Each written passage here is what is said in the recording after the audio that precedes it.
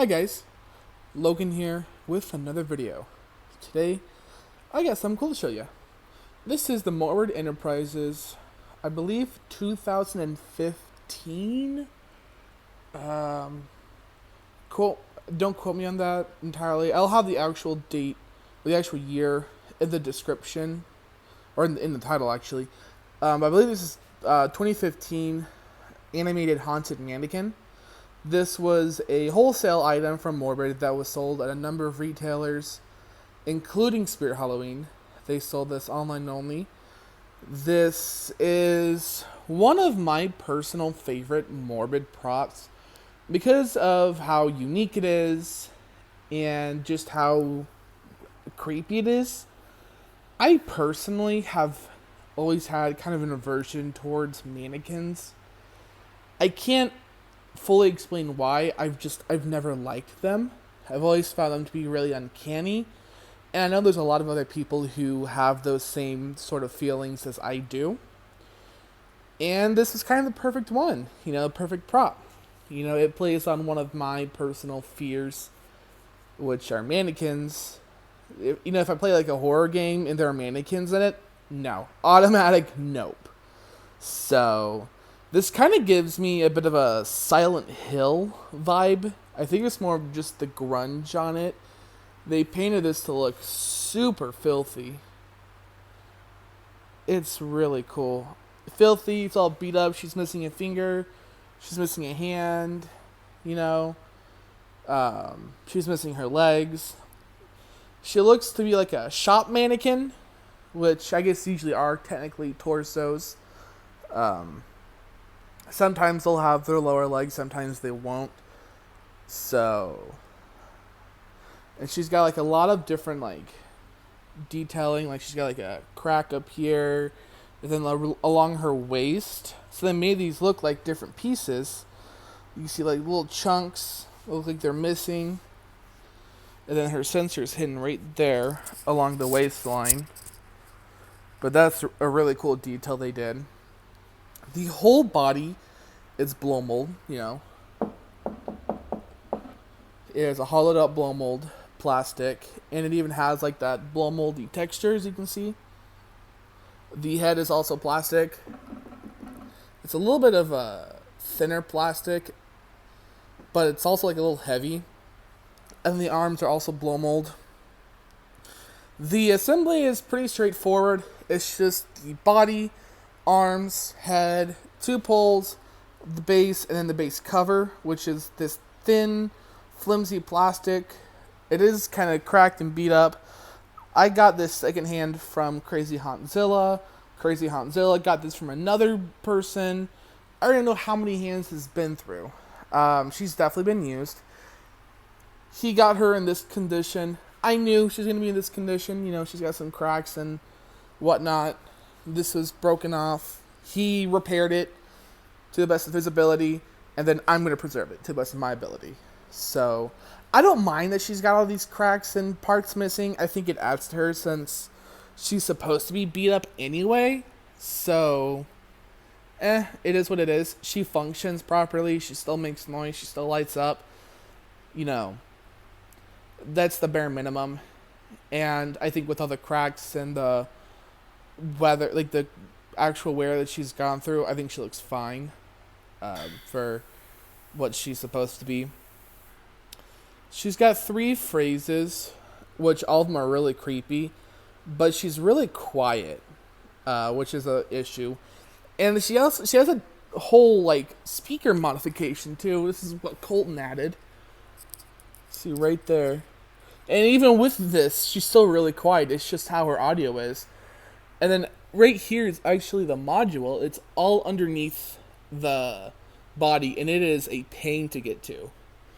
I did learn she does not like foot pads. It's kind of like Campfire Zombie. You have to keep pressure on it for it to actually function. I don't know why some props are like that, but she is definitely one of them. I don't know of any others that do that. I think she needs the type of try-me like item that Ghostly Gentleman has, which I do own him as well. So yeah, she's very finicky with the step pads.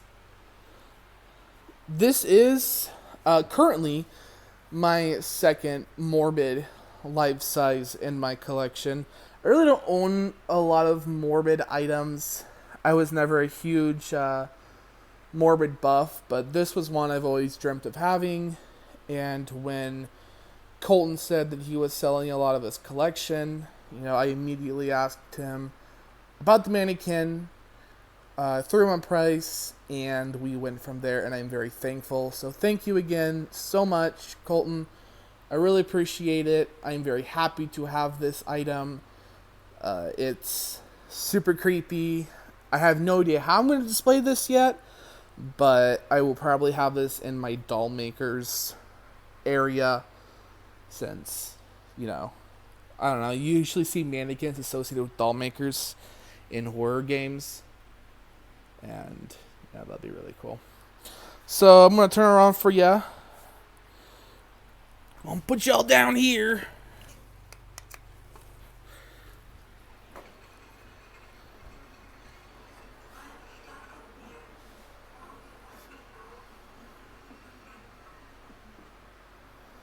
Also forgot to mention she is sound activated and her head is on a spring.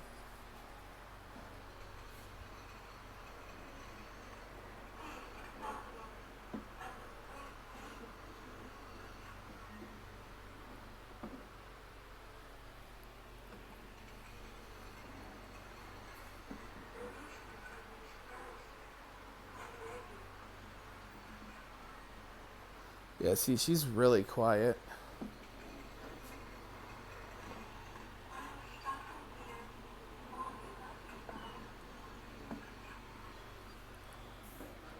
So,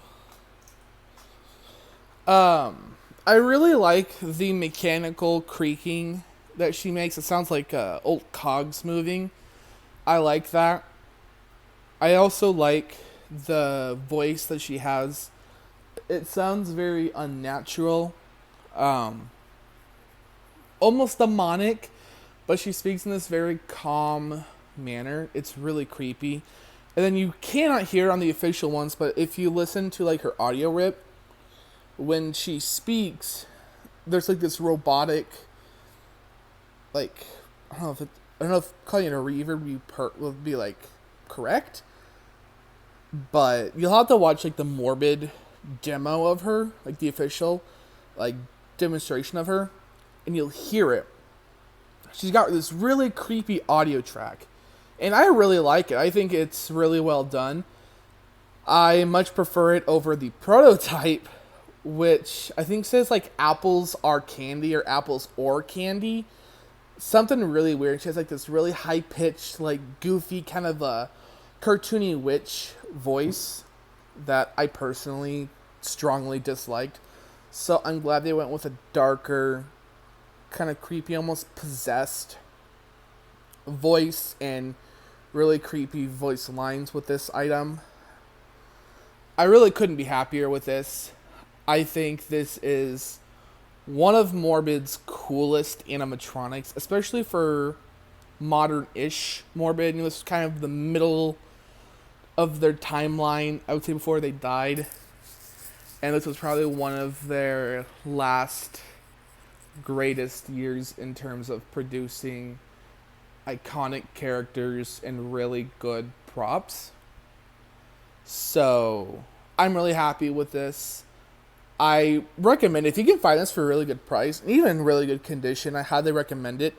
I do know these have a weird fault with the speakers, so that is something to keep in mind. That's why mine has a speaker modification. I know someone else, a really good friend of mine, who's also buying one. His has a completely non-functional speaker, so that seems to be kind of a common issue. I think it's just the speakers that Morbid used on these were pretty cheap, which, if you guys remember Morbid, they were never a super high quality company to begin with. So keep that in mind. But even with that, like even if she has like non-functional audio, I still think she is a really, really creepy and solid animatronic. Anyway, I hope you guys enjoyed this video. make sure to like, comment, and subscribe. And I'll see you on the next one. Bye, guys.